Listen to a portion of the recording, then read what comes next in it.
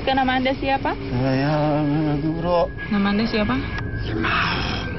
Siapa Anda? Siti Khaifah. Ada.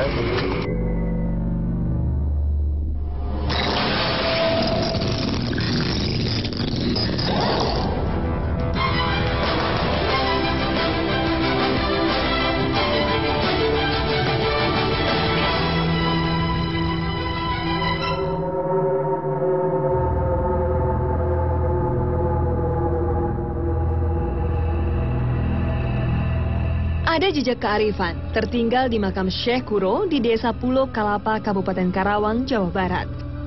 Inilah tempat yang dipercaya sebagai makam sesepuh penyebar agama Islam di Jawa Barat. Namanya harum tersebar ke pelosok negeri. Tak heran makamnya ramai disinggahi peziarah. Siapa sebenarnya sosok Syekh Kuro? Apa benar jasadnya ada di makam ini?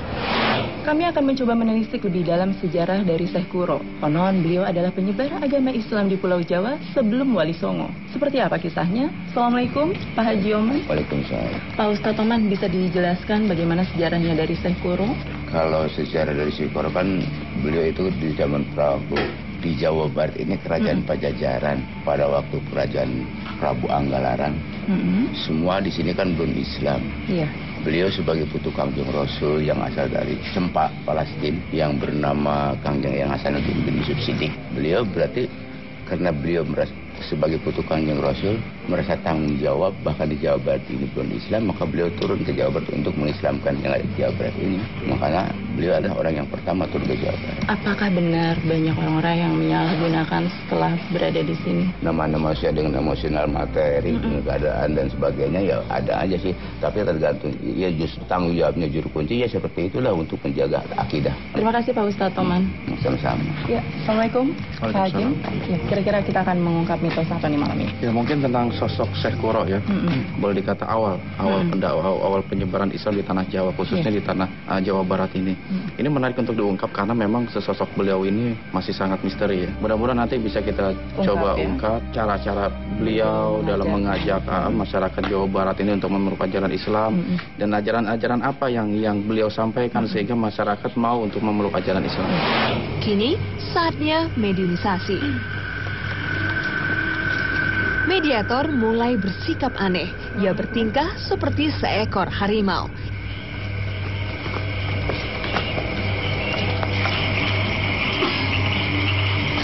Assalamualaikum. Tidak mau menjawab salam kami. Bisa sebutkan nama Anda siapa? Anda penghuni di sini? Sejak kapan Anda berada di sini? Anda di sini untuk apa? Menjaga tempat ini atau ada kaitannya dengan yang ada di makam? Sayang, makhluk ini enggan berkomunikasi. Kenapa sih seolah-olah Anda menutupi semuanya? Oke, Anda keluar ya. Pak Hakim pun menyadarkan mediator. Kami melanjutkan mediumisasi. Semoga kali ini kami mendapat informasi.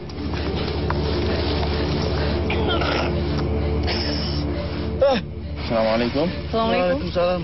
Bisa sebutkan nama Anda siapa? Saya Guru. Syekh Kuro. Benar Anda Syekh Kuro? Iya. Bisa Anda ceritakan bagaimana caranya Anda mensiarkan agama Islam? Saya nggak bakal bisa ceritain sekarang.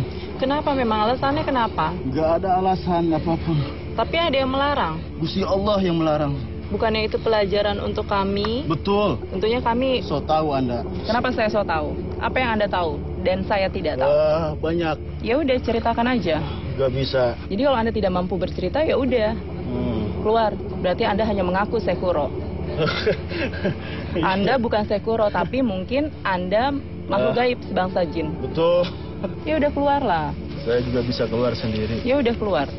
Anda ini siapa sih sebenarnya dari tadi ngomong peletot? Tidak konsisten dengan ucapan awal. Apa malu seperti Anda seperti itu? Iya. Saya menggoda. Coba aja. Anda suka menggoda manusia ya? Betul. Menghasut. Emang tugas saya tuh Berarti Anda jin negatif. Tahu aja. Lalu kalau misalnya Anda merasa Anda adalah jin yang negatif, bagaimana caranya Anda menjerumuskan orang-orang yang berniat ziarah ke sini? Gampang. Ya gimana caranya? Saya nggak bisa ngomong masalah itu. Anda ini dari tadi berubah-ubah mulu, berbeda-beda mulu. Saya nggak percaya sama orang-orang yang datang ke sini. Kalau Anda tidak percaya dengan mereka, alasannya apa? Banyak.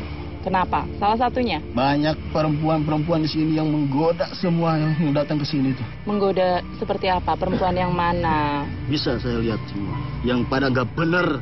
Yang suka fitnah orang. Saya nggak mitnah. Jadi mau Orang datang ke sini kepengennya itu keberkahan. Seperti apa keberkahannya? Mengharapkan rezeki, jodoh, Tahta? tahta. Emang makamnya Syekh Kuro bisa mengabulkan itu semua? Nggak bakal bisa. Belum Justru pernah. hanya orang-orang yang bersih datang ke sini yang bisa terkabulkan keinginannya itu, ya Allah. Jadi intinya Iya. itu kebersihan hati ya? Iya, Adakah makhluk-makhluk yang memang sengaja mengarahkan mereka nggak ada makhluk di sini, nggak ada. Berarti makhluk-makhluk di sini baik-baik semua. Betul. Menjaga tempat ini. Menjaga tempat ini dengan sesuci-sucinya. Tapi Anda tidak berusaha mencegah mereka yang tidak Saya bisa apa? Nggak bisa apa-apa. Saya juga menangis, ya Allah. Ya Rabbi. Menggunakan energi Anda juga tidak bisa. Nggak bisa. Pernah kenal Syekh Kuro nggak? Saya nggak kenal. Anda bertempat di mana sih kalau di sini? Di sini. Tapi Anda tidak pernah mewujudkan diri. Nggak pernah. Anda Muslim? Lalu apa yang bisa Anda berikan informasi kepada kami selain ada orang-orang yang menyalahgunakan tempat ini? Tahu mereka mau apa, nggak tahu. Anda tidak peduli ya? Nggak peduli sih. Yang pasti Allah yang tahu semua itu. Anda tinggal bersama siapa di sini? Hanya teman-teman saya di sini. Perwujudan mereka seperti apa? Macam-macam. Mas Syekh Kuro suka ngajarin apa ke muridnya? Dakwah Banyak. Banyak. atau belajar ngaji? Iya. Banyak santri-santrinya? Laki-laki atau perempuan? Laki-laki, perempuan. Lalu beliau dibantu siapa aja dalam mengajarkan ngaji? Nggak ada. Beliau sungguh-sungguh mengajarkan itu. Iya. Anda mengenal saya Bentong? Iya. Benar. Lalu bisa Anda berbagi informasi mengenai beliau? Siapa itu?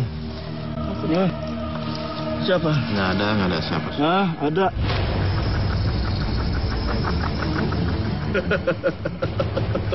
Kenapa tiba-tiba Kenapa? ketawa? Berubah. Iya, saya berubah. Berubah jadi apa? Kodok. Jadi kodok. Bisa gaya kodok dong. Bisa. Ini lucu. Ketawa Anda. Iya, lucu. Ya iyalah, Macam-macam soalnya Anda kan di sini. lucu, jadi ketawa. Ini daerah penguasaanku ini. Oh, kenapa Anda bisa menilai ini adalah tempat Anda? Lalu siapa Anda? Berubah Iya, dari makhluk yang tadi? betul. Siapa Anda?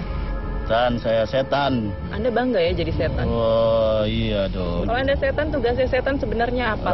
Menguji orang. Menguji dari apa? Banyak. Anda keluar aja ya. Saatnya mediator sadar. Namun, kami masih butuh informasi. Apa yang terjadi? Tetap di Dua Dunia.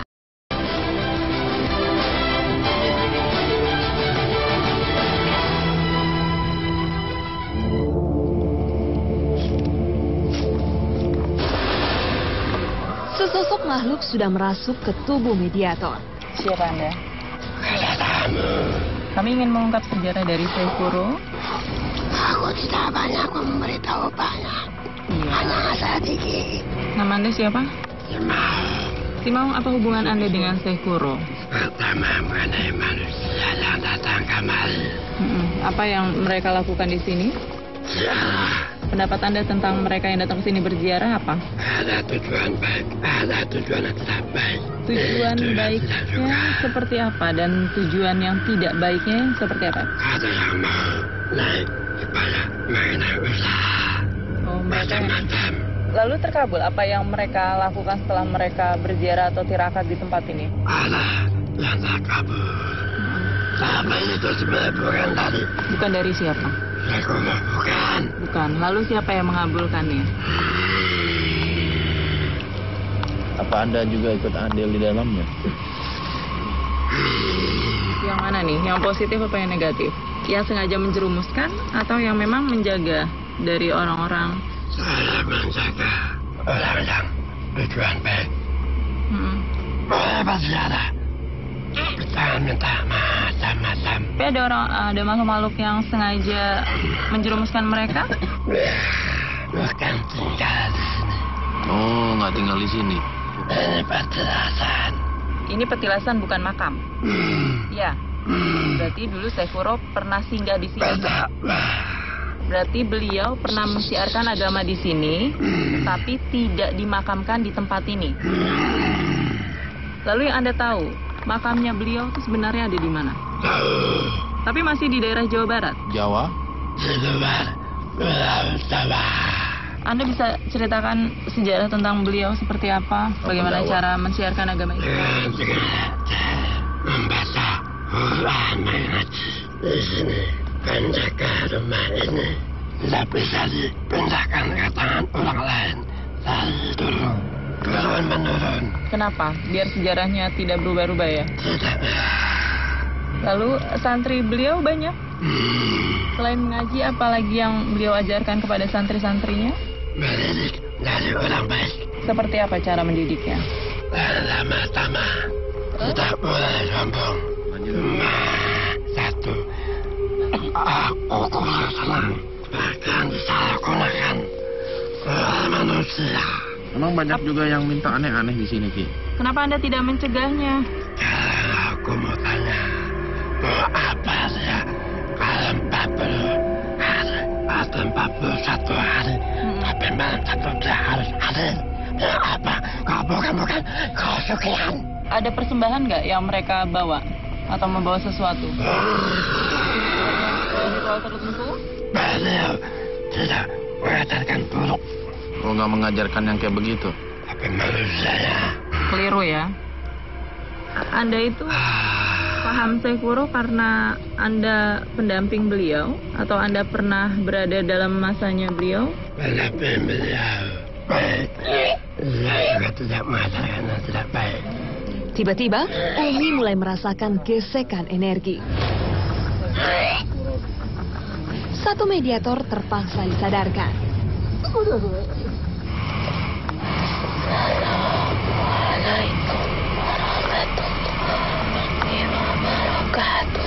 Waalaikumsalam warahmatullahi wabarakatuh. Siapa Anda? Siti Khaifah. Apa hubungan Anda dengan Syekh Kuro? Hanya sebagai pengikut agamanya. Berarti Anda salah satu santri beliau? Iya. Kalau Anda santri beliau, berarti Anda mengetahui bagaimana beliau mensiarkan agama Islam? Beliau ulama yang hafiz, ulama yang baik. Beliau yang pandai mengabarkan ayat-ayat Allah. Tapi beliau juga mengikuti apa yang ia lakukan. Selain beliau hafiz Al-Quran sebagai qori, mensiarkan agama Islam, lalu bagaimana caranya beliau menarik atau mengajak orang-orang yang non-muslim untuk mengikuti atau masuk ke dalam ajaran agama Islam? Dengan lantunan ayat-ayat yang ia kumandangkan di musola yang sudah. Makhluk ini punya banyak cerita. Dalam memperjuangkan agama di tanah Jawa ini. Kenapa Anda bisa bilang tidak mudah? Ia sempat diusir dari tanah Jawa. Kedatangannya saat itu bertepatan ada masa kejayaan Pakuan Pajajaran yang saat itu mereka masih menganut agama Hindu. Siapa yang melarangnya? Yang memimpin kerajaan Pakuan Pajajaran itu? Prabu Anggalara. Lalu bagaimana caranya beliau menolak ajaran Islam dari Syekh Kuro? Beliau tidak senang dengan kedatangan Syekh Kuro. Karena ia mempengaruhi rakyatnya dengan lantunan ayat-ayat yang memandangkan, sehingga ia mengutus salah seorang kepercayaannya untuk mengusir Syekh Kuro dari tanah Jawa. Tapi bukan di sini, tapi masih wilayah kekuasaan Pakuan Pajajaran. Lokasinya waktu itu Syekh Kuro diusir bukan di Karawang sini ya? Pertama kali Syekh Hasanuddin menginjak tanahnya di tanah ini. Ia datang di wilayah pelabuhan Cirebon. Itu kenapa orang menamakan Syekh Hasanuddin sebagai Syekh Kuro? Syekh Kuro. Ada artinya? Karena ia ulama yang pandai melantunkan ayat-ayat Al-Quran. Lalu saat beliau mensiarkan agama Islam di daerah mana aja tuh? Pertama kali ia bertemu di tanah Jawa ketika Prabu Angala mengutus utusan untuk mengusir Syekh dengan bijak Syekh Guru mengatakan, ingatlah, dengan Prabu mengusirku tidak akan berhenti perjuanganku sampai kelak perjuanganku akan ada yang meneruskan dari keturunannya sendiri. Tapi terbukti itu? Kedatangan Syekh Guru di tanah Cirebon disambut oleh seorang yang cukup disegani di tanah Cirebon. Siapa? Gedeng Tampang. Terus? Beliaulah yang menemani Syekh Guru di tanah Cirebon. Lalu Syekh Guru pun pamit untuk meninggalkan tanah Cirebon kepada Allah. Tapi Ki Gedeng malah meninggal seorang putrinya, mempercayakan kepada Syekh Guru untuk mendidik putrinya untuk menjadi wanita yang soleh. Maka berangkatlah ia keluar dari negeri. Dibawa kemana putrinya? Ke negeri Jawa, di mana Syekh Guru dibesarkan di negeri itu. Siapa nama putrinya? Nyi Subang Larang. Mereka pun tiba di pelabuhan di wilayah ini. Di Kerawang. Iya. Jadi yang kedua mendaratnya di Kerawang. Terus apa yang dilakukan? Dan kearifan beliau pun berhasil mendirikan sebuah tempat ibadah di daerah Kerawang. Disitulah Syekh Hasanuddin mulai memperjuangkan agamanya, menyebarkan agamanya. Tapi adakah kendala? Kendalanya hanya dari Prabu Angala. Maka sangat terdengar santar tentang perkembangan banyaknya rakyatnya yang mengikuti ajaran Syekh Guru, membuat Prabu Angala semakin murka dan marah. Disitulah Prabu Angala mengutus anaknya yang bernama Prabu Amanarasa untuk menghentikan dan menghancurkan Syekh Guru dan mengikutnya juga ajarannya. Lalu setibanya... Ada apa setelah ini? Apa yang terjadi? Tetap di Dua Dunia.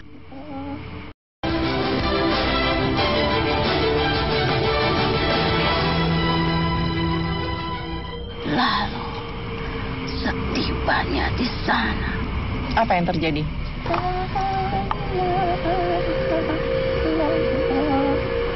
Prabu Amanarasa menghentikan langkahnya ketika dia mendengar lantunan ayat-ayat yang dibacakan oleh seorang wanita. Lalu apa yang terjadi setelah sang pria itu menatap Nyai Subang Larang? Dia pun mengurungkan niatnya.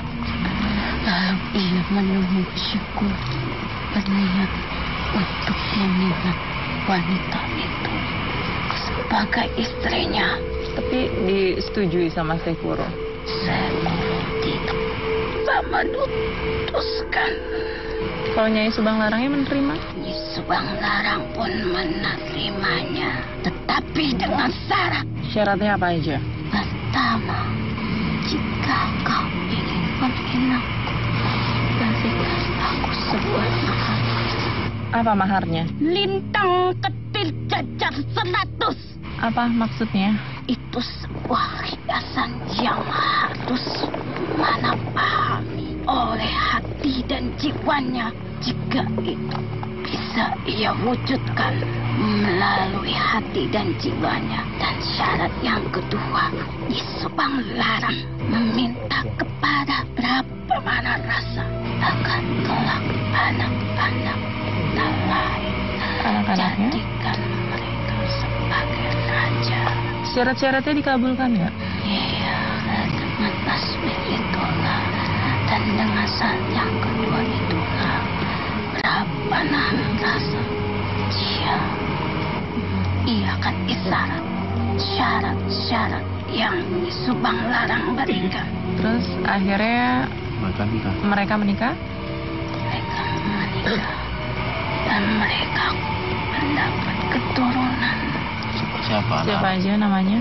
Raden Walang Sungsang, Nyi Rara Santang, dan Raja Sangara yang dikenal dengan Kian Santang. Anak-anaknya juga mensiarkan agama Islam?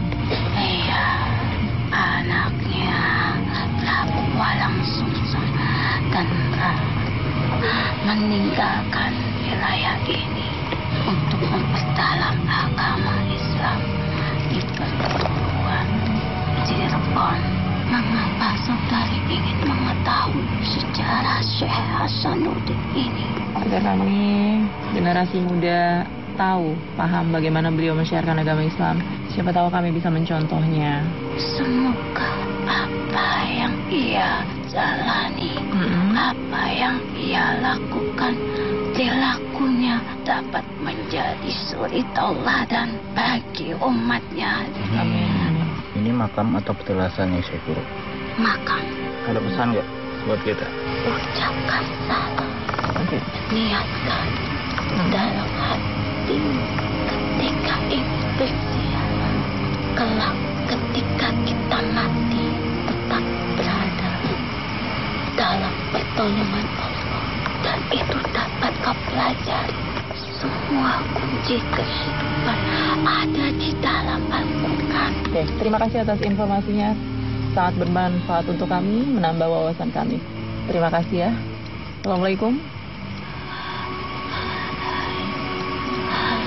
Merasa cukup mendapat informasi, Umi pun disadarkan. Oke, Pak Hakim, setelah kita melakukan proses mediumisasi, kesimpulan apa nih atau hikmah apa yang bisa kita ambil malam ini? Iya banyak ya. Setelah kita mencoba interaksi berdialog dengan beberapa mediator tadi, memang intinya bahwa sosok Syekh Kuro memang sosok ulama besar ya. Ada 3 poin yang saya bisa ambil. Yang pertama adalah bahwasanya kejadian dalam mengajak umat lain untuk memeluk ajaran Islam bisa melalui ayat suci Al-Quran. Contohnya kepada sahabat Rasulullah yang bernama Umar bin Khattab. Jadi Umar bin Khattab itu masuk Islam gara-gara dia mendengar lantunan ayat suci Al-Quran. Tadinya beliau hendak membunuh Nabi Muhammad SAW. Cuman karena dia mendengarkan lantunan ayat suci Al-Quran dari keluarganya, sehingga beliau tertarik dan akhirnya memeluk ajaran Islam. Terus yang kedua adalah poin di mana yang bernama Subang Larang kalau nggak salah ya, yang dinikahkan oleh pemanah rasa itu minta 2 syarat. Yang pertama tadi tasbih, yang kedua adalah agar anaknya, keturunannya bisa menjadi raja. Ini luar biasa kaitan politik dalam penyebaran Islam. Yang pertama adalah tasbih itu maknanya agar pemanah rasa mau memeluk ajaran Islam. Itu kuncinya yang pertama itu sebenarnya sebagai kiasan saja. Terus yang kedua, kenapa dia mengharuskan anak-anaknya untuk dapat menjadi seorang raja? Karena dengan kekuasaan, dengan pucuk pimpinan yang tertinggi, dia dapat mengajarkan atau menyebarkan kepada rakyat untuk memeluk ajaran Islam. Kalau presidennya aja Muslim, masa rakyatnya tidak mau menjadi Muslim? Mungkin ini hikmah yang terbesar. Terima kasih ya Pak Hakim. Ada pesan nggak buat kita? Ucapkan salam, niatkan dalam hatimu ketika itu bersiaran. Kelak ketika